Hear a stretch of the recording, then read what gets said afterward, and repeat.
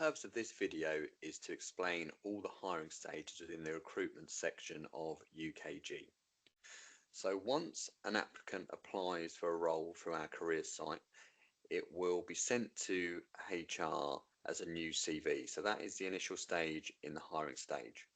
Now, if we receive any agency candidates, we will need to manually add these for you, because how UKG works, agency applications cannot be sent through the UKG system, so they need to be emailed to HR, and then if we think they're suitable, we will manually add them to UKG and then send them to the hiring manager.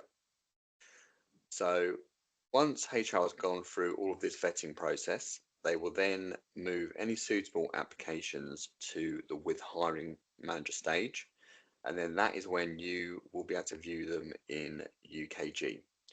So at this point is where you will take over the process, and you can allocate a phone screening questions. So for example, if you just want to do a Teams call with a candidate rather than a face-to-face interview, you can select the phone screen hiring stage, and you can go into the quick actions here and add an evaluation questionnaire and allocate the employee telephone interview section, click next, and then assign that to self, and that will add all of the telephone questions for you as a script to help with your telephone interview. Now, if you want to do a face-to-face interview, you can select the first stage interview section here.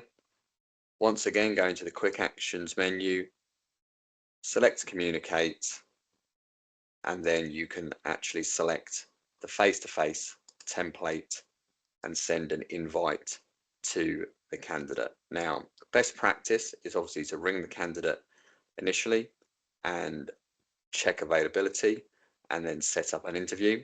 And as mentioned on previous videos, UKG is a one-way communication system, so you will not be able to receive emails directly through the system from the candidate. So we would recommend adding your Outlook UCC email address to any communications and providing those and sending details through Outlook if you want to schedule interviews into your own calendar.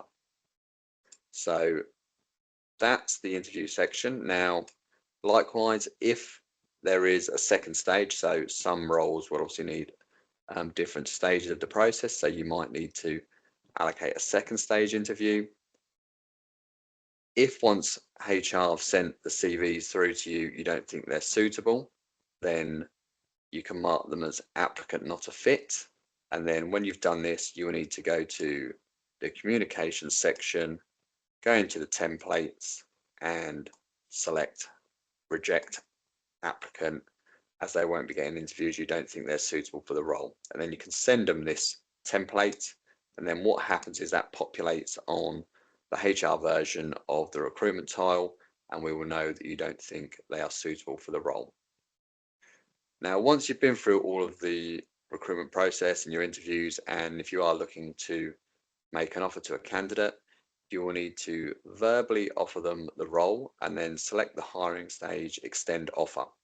And then once you've done this, this will be populated on the recruitment tile of the HR version on UKG, and we will know you've made an offer.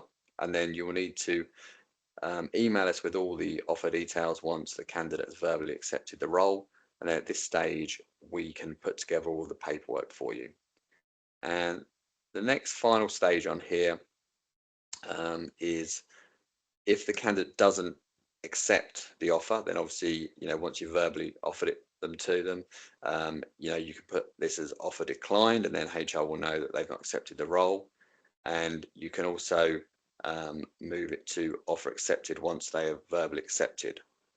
Once that happens, HR will move the hiring stage to hired, and then this is when we will start the onboarding process and send them all the paperwork and ask them to send us all of the proof of right to work information, etc. So that's just an overview of all the different hiring stages within UKG.